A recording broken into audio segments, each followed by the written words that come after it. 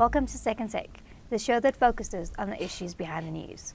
This week, Mining Weekly editor Martin Creamer delves into the platinum sector to discuss the low price and why hydrogen and a value chain relationship rebuild is needed. Welcome, Martin. Thanks, Ashley. Now, the fall of the platinum price is severely affecting some deep labor-intensive PGM mines, particularly in the western limb of the Bushveld complex. That's right. You know, the western limb is at a crossroads at the moment because you've got a good palladium price, but it really doesn't carry you the way it should when the platinum price is down. And the platinum price down at $800 an ounce, and it fell below that, is of concern because it's a great national patrimony, but it's not treated as such. You've got individual companies beavering away. Some of them, because they're in open cast and very rich environments, they do well. Others, because they're in deep, dark and dangerous situations, they are getting more and more vulnerable. And one would think that a strategic intervention is needed now. Or do we just fiddle around with this sort of national patrimony as if it doesn't really have much potential for us? It does have great potential. And when I used to work on this metal in the 70s and the 80s, the then fortress of platinum was Johannesburg Consolidated Investments. And in those days, the platinum mining companies didn't get on that well, so they didn't talk about production. But what they spoke about was marketing, because they said that this has no natural market. It doesn't just, like coal, you say you burn it and you get electricity.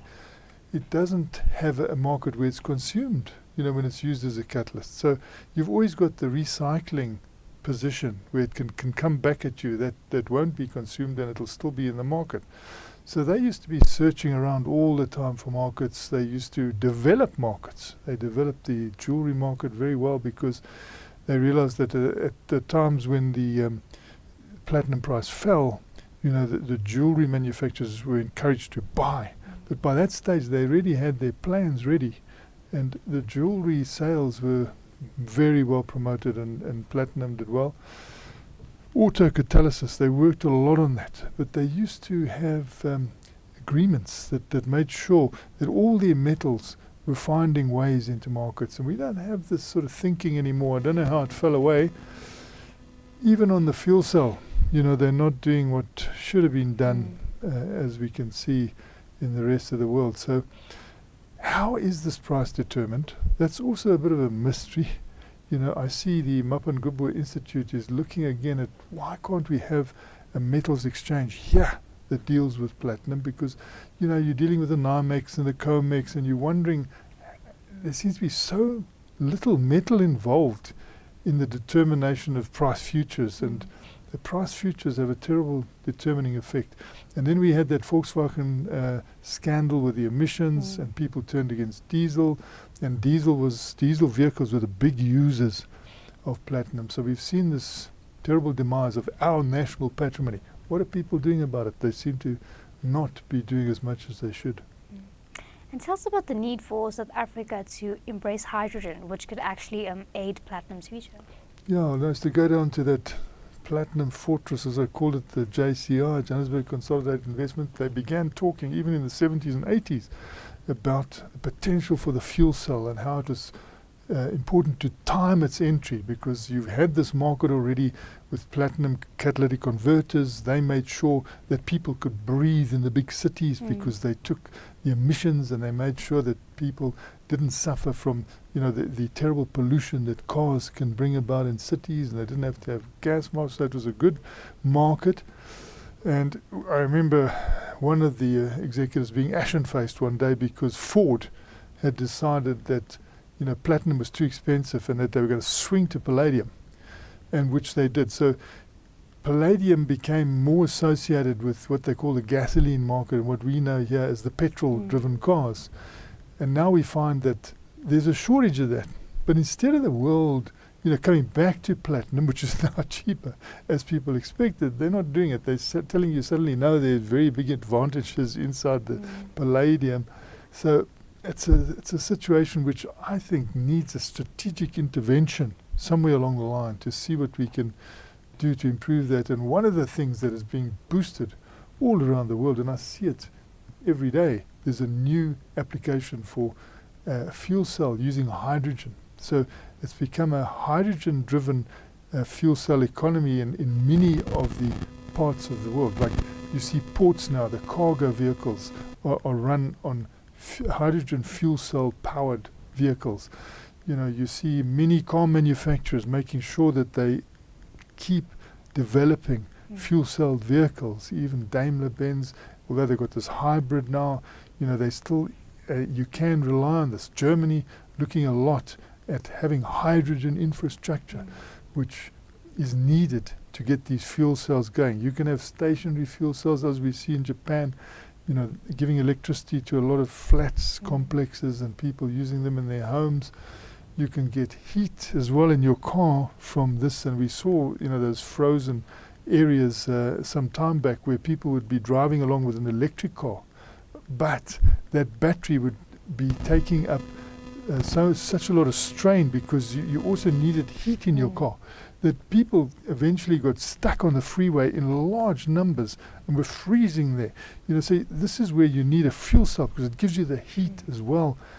So there's a lot of advantages, and I think that again this strategic intervention is needed in South Africa to not only have hydrogen South Africa strategy, but to move in now, you know, quite firmly to say we are going to do a lot in this area because this is our national patrimony. And it's also an important time because we not only have platinum and platinum group metals that can help us in this area, but we have the best sun probably in the world. We have prime wind. When you've got those two together, you can get clean hydrogen, which is the answer in the world today. So you use that sun power to create an electrolysis process in water, and you get the hydrogen, and you use that hydrogen in your fuel cell to drive your car or in stationary situations. And because we got so much prowess in Sasol and in PetroSA, we know how to produce petrol and diesel and chemicals from coal, but we have to burn that coal and create a gas. If we can use the sun to give us low-cost hydrogen, and because of the amount of sun we've got a chance to do this. Take that hydrogen into Sasol, into PetroSA, instead of the coal. And then you get clean petrol, you get clean diesel. And this is what the world is looking for at the moment. They want to be cleaner and they want to be greener. And this is what hydrogen-based economy with fuel cells and platinum can give you. And lastly, a value chain relationship rebuild is essential for the survival of PGM. You know, again, when I used to go along to the old fortresses of platinum, Johannesburg Consolidated Investments, and then it became Anglo Platinum, they had a very close association with a company called Johnson Matthey. And they used to sit down and say, look, these are our 6 platinum group metals. We've got platinum, we've got palladium, we've got rhodium, we've got ruthenium, we've got osmium. How can we get these into the market? You know, you guys know how to get the autocatalysis going, but you also know the various opportunities where we can commercialize these various products. And, you know, rhodium particularly has done quite well. You have the platinum, which has done very well, but it was marshaled by this very close cooperation between a company that was global in energy and a platinum provider, which was the biggest in the world.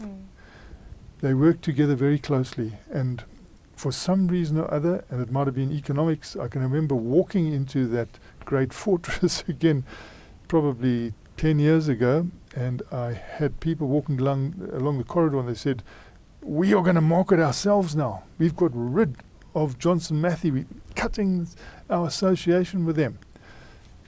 And I don't know whether it's actually worked that well. I know that you know, you have got this new arrangement now with Amplats, which is Anglo-American Platinum. They've tied up with Mitsubishi, which hopefully will be fantastic. They are keen. They're in a lot of areas. So hopefully that momentum will now build up everything that we've lost, because they seem to have a lot of irons in the fire there.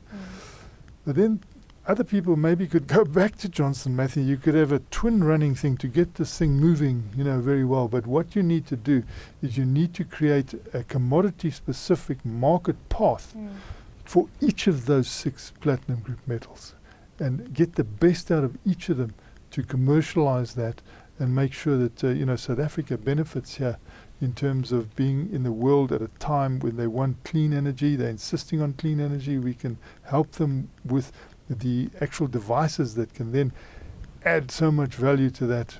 And we need to then have a strategic play that gives a vision for each of those commodities to move along a strong commercial path and keep on growing, because, as I say, platinum as a catalyst is never consumed.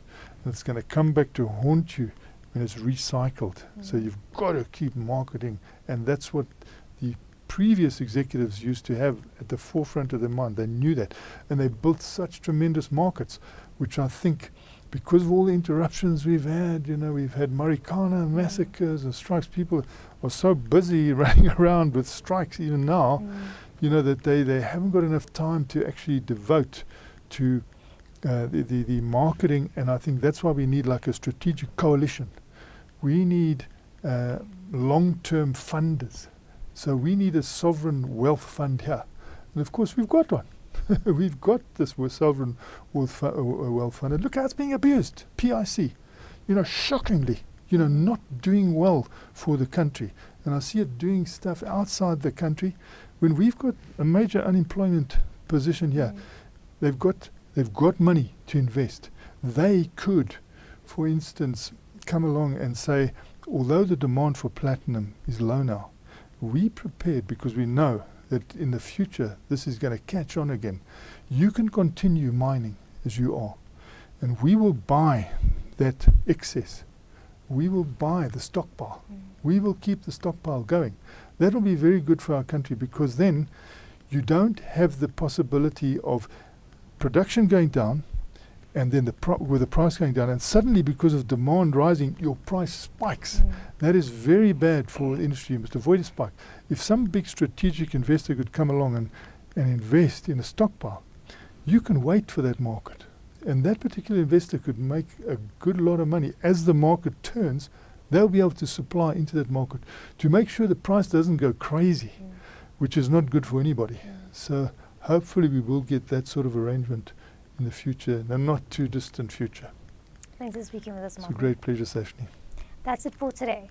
Join us again next week for more news analysis on the local and global mining industries.